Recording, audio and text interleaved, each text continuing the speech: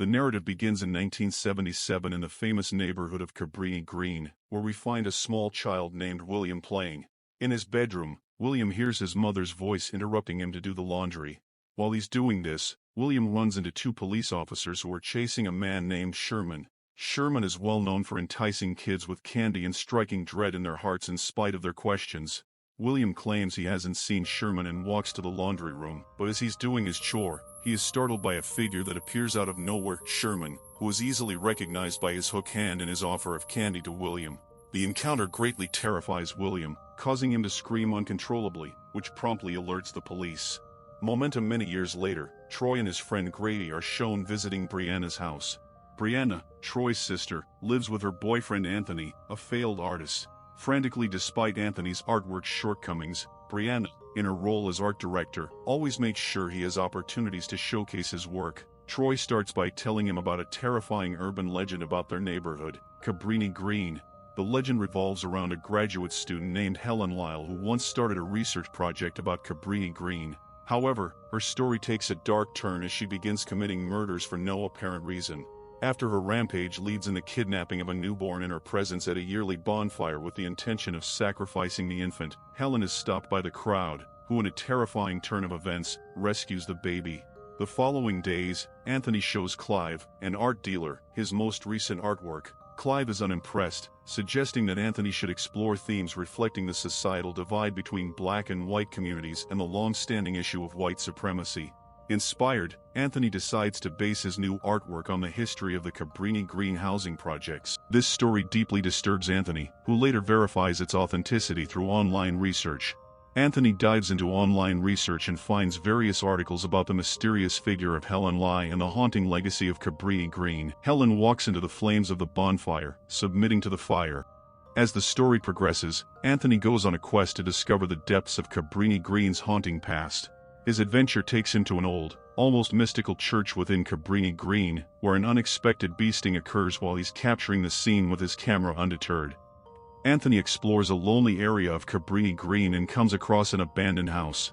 There, he finds disturbing pictures of a man who is pressuring him to snap pictures while he walks around the eerily silent neighborhood. Anthony meets William, the same person we first met as children at the start of the narrative and who is now an adult. William owns a laundry business in the area.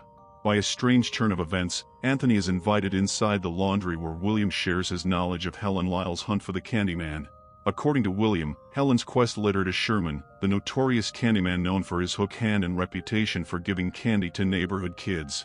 William describes a terrifying event from October in which a razor blade was discovered in a young girl's Halloween candy. The police suspect Sherman right away and begin a manhunt, but Sherman disappears without a trace.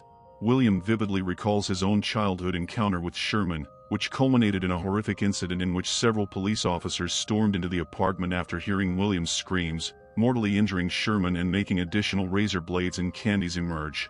Weeks shows Sherman's innocence. Later, William is profoundly touched by Sherman's terrible narrative and is convinced that Sherman will continue to remain in the area even after his death. Anthony uses this idea to create a painting. Later, Brianna sees this artwork showing Sherman's death at the hands of the police. She finds the painting unsettling since it captures the pain it conjures.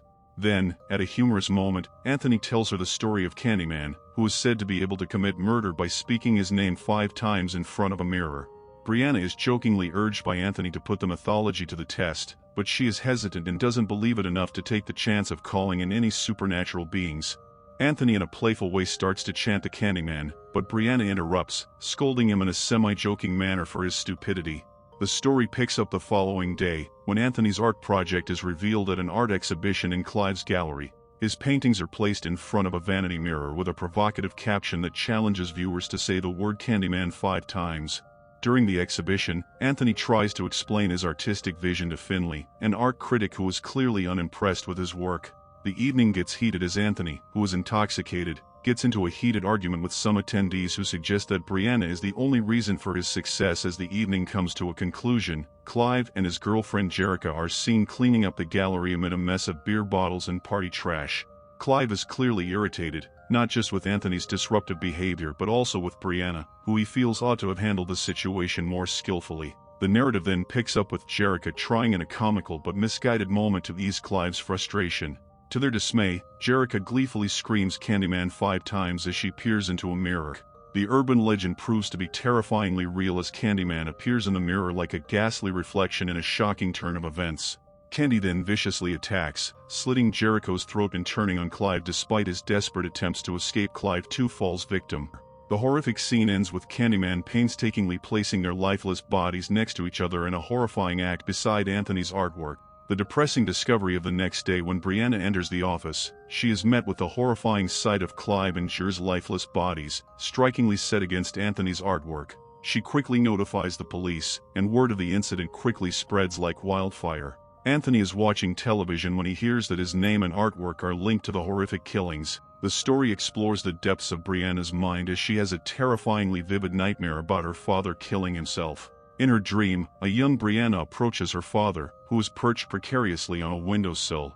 The nightmare ends abruptly, and Brianna awakens to another terrifying vision, Sherman staring back at her from the mirror. Realizing that this was a nightmare inside a nightmare, she rushes to the bathroom and finds Anthony visibly shaken and clearly distressed. He mentions having a bad dream but provides no further details, leaving Brianna in a state of anxiety.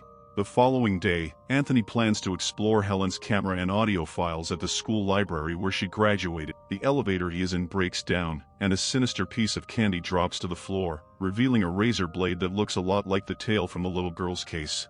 Anthony's reflection in the elevator mirror transforms into Sherman's, sending him into a state of shock just before the lights go out.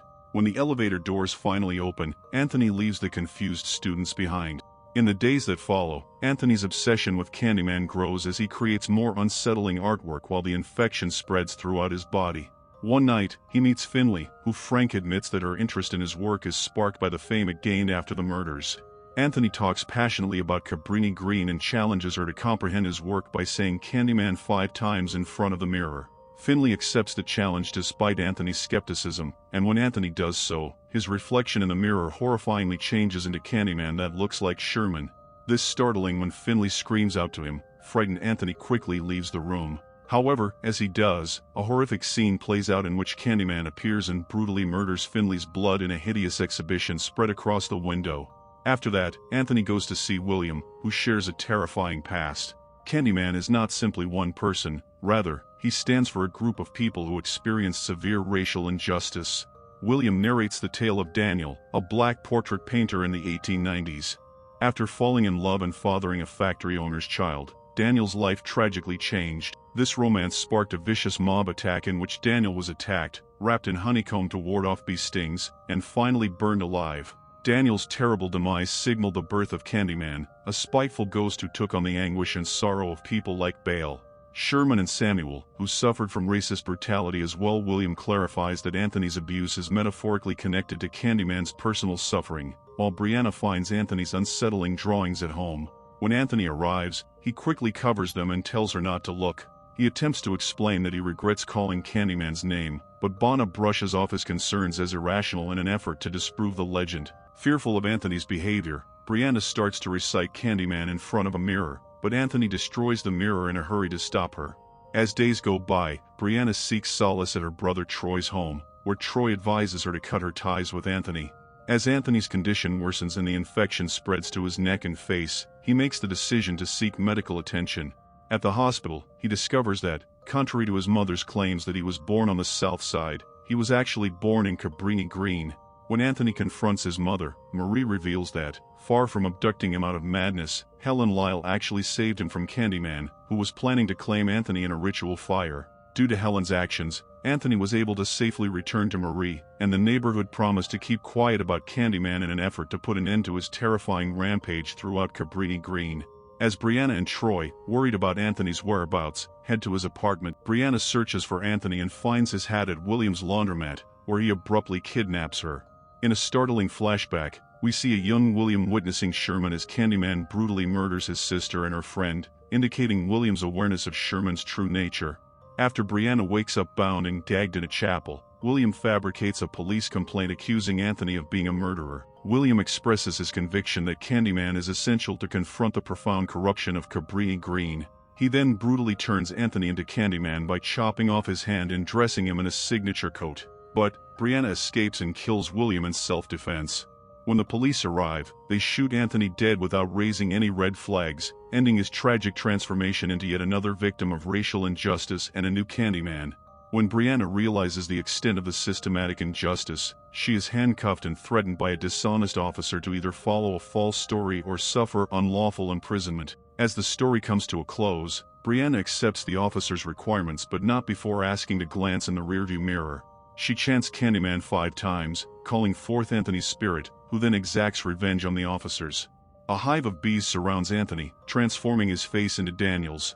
As Brianna gets out of the squad car, she runs across Daniel in an alleyway with additional police. As the movie comes to an end, we are left to consider the perpetuation of injustice and the ability of storytelling to confront it, as Daniel gives Brianna the order to reveal the truth about Candyman.